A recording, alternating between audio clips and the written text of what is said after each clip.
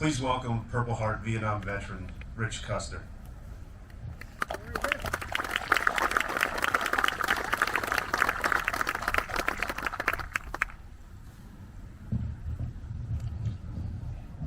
Are there any Gold Star family members here? 2, 3, 4. Welcome. Thank you for your sacrifice. God will bestow an incredibly special blessing on you for the great sacrifice you've been asked to endure. Your loved one's passing will not be in vain. I know this wall has a special meaning for you. Thank you for coming. The wall that heals has been displayed in over 700 communities throughout the nation, along with spreading the memorial's healing legacy through social media to millions. We can step toward its black surface, reach out, touch a name.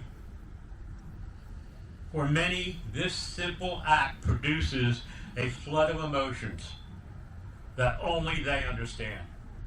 So the stories are told in silence, with the teddy bears, the pictures, the letters, the dog tags, and the hats, and all this seen in a walkway. This marks the first clue that the name on this wall convey more than just letters that are etched in the surface. I challenge each one of you to consider there are more than just names on this wall.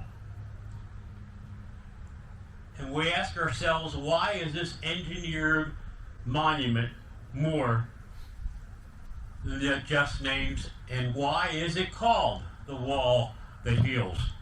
I think the answer becomes visible when you watch visitors without instruction quietly walk in the pathways in front of the panels. They see the names of people that they may know, members of the family, and you just don't know what's going through their mind. But they can themselves feel strength and commitment made by this fallen to give up their future for God and country.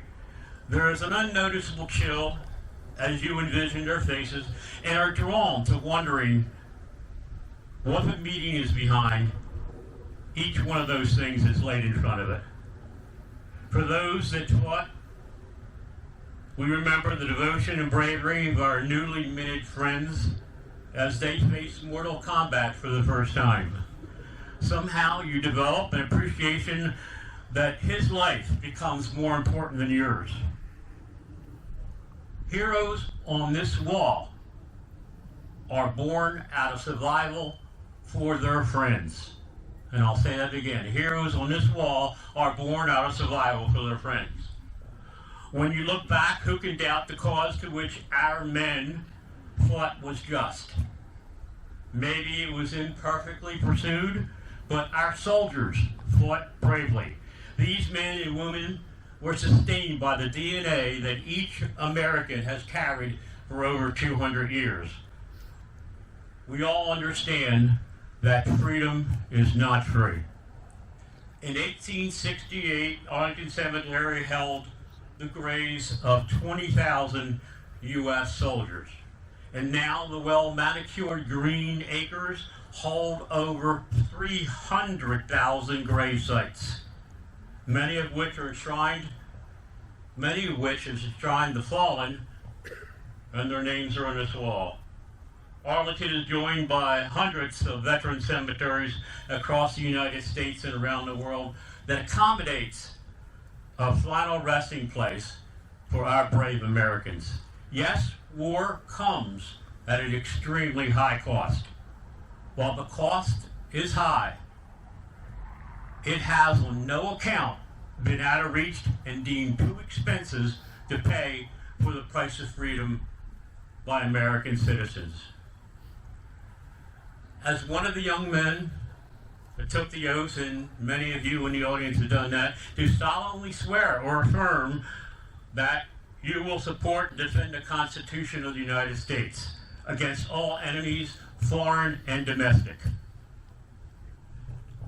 You did so. You took that oath without presence or understanding of the commitment that was made.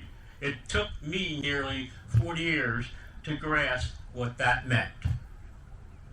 As you look at the wall, I ask you to think about the young men and women's memories that have been preserved through some of the most brutal conditions ever faced Americans in the war. The suffocating heat, the drenching monsoon rains, an enemy that could come out of nowhere and vanish just as quickly.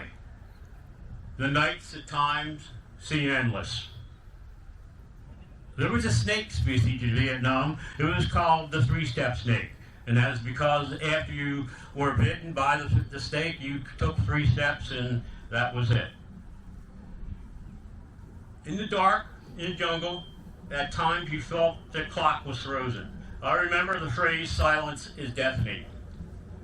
When it all got quiet, you worried. You knew that something had disturbed normal surroundings. In the darkness, your ears and your nose were your best allies. Sometimes you just created a numbness of senses that would at some point pacify the fear. There would be relief in the daylight, but it never seems to come. It was a jungle, some of the most intense urban combat in history, the battles for a single hill that could rage for weeks, and the inhumane conditions and the mistreatment of American soldiers at the Hanoi Hilton. As a nation, we celebrated our historic victories in Europe. During World War II, we can also speak the courage of our Vietnam warfighters at Hue, Khe Sanh, Tan Son Nhut, Saigon, during Tet, Hamburger Hill to Rolling Thunder. All too often, it's forgotten that our troops in Vietnam won every major battle they fought in. Do not believe the statement, they lost the war. These men didn't die in vain. We just discontinued the fight. The battle buddies to the names on the wall come home to a confused population that was unable to sort out the difference between the war and the warrior. But we carried on. I carry a list of names, as do most veterans, and a memory burned of the faces of the friends that live on in the heart. You miss them dearly. Their names are also on the wall. Most veterans look to these man-made structures that were explicitly created to commemorate a person or an event as a way to preserve those moments that shaped their lives. So consider the fact once again, there is greater meaning to just these names on the wall. The battle buddy,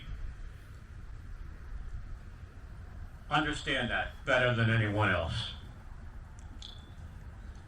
For them, they just wanted to come back to the neighborhood again, picking up where they left off.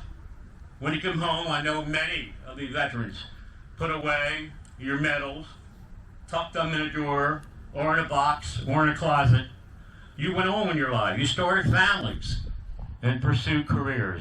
A lot of you didn't talk too much about your service. As a consequence, this nation has not always fully appreciated the chapter of your lives that came next. There was an inscription that I found on lighter that they sold back in 1968 in PX. The inscription read, "We the unwilling, trained by the unskilled, to do the impossible for the ungrateful, that is 10 minutes too late." For many that was drafted at times, this rang true. Like a phoenix rising from the ashes, the Vietnam War veterans built up organizations like the DAV, VFW, Military Order of Purple Heart, American Legion, and Vietnam Veterans of America to remind and sometimes push the government onto the responsibilities to help men who gave up so much to keep the American tradition of freedom alive. We didn't just take care of our own and those that followed. We made it our mission to make sure today's troops get the respect and support that is all too often we did not receive. I heard it said that a soldier's name or a soldier who at some point in his life wrote a blank check to make payable to the United States for the amount of up to and including their life. How can you walk away today and not be inspired by these fallen warriors on this wall? They deserve every bit of your admiration and truly symbolize why this nation is so great. Remember, the inscriptions on this wall do not just contain names. They demand a solemn contemplation over the cost of freedom. The letters and the name render a lesson in courage, service, sacrifice, and devotion to duty. As veterans, we have a debt of gratitude for those that had the foresight and courage to build this wall and bring certainty that these memories will not pass in time. At this time, I would ask all Viet Nam veterans, those of you that are here, to raise your hand.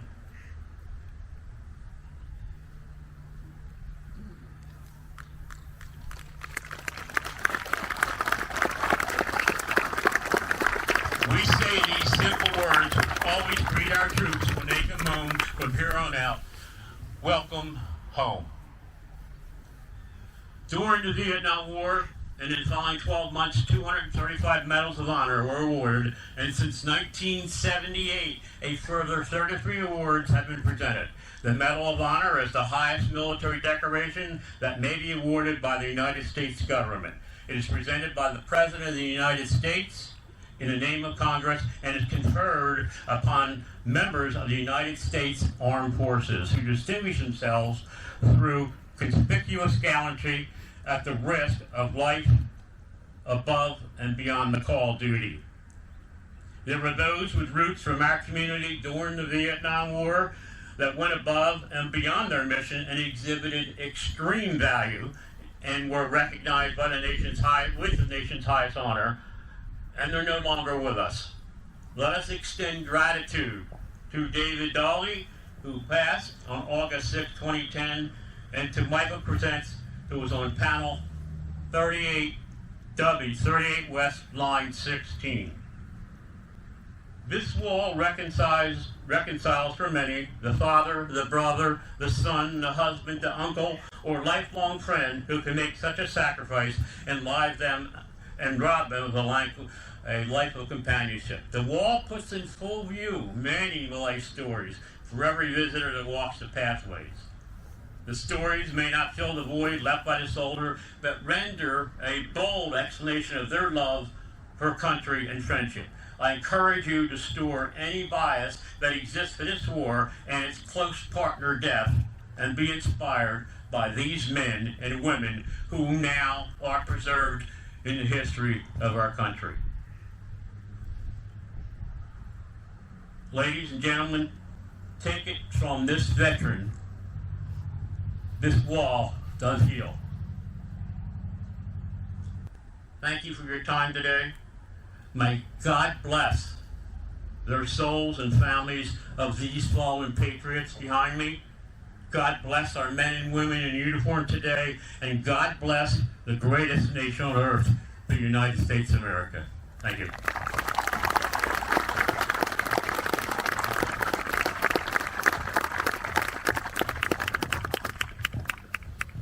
Ladies and gentlemen, the ceremony is going to conclude with a gun salute, followed by the playing of taps.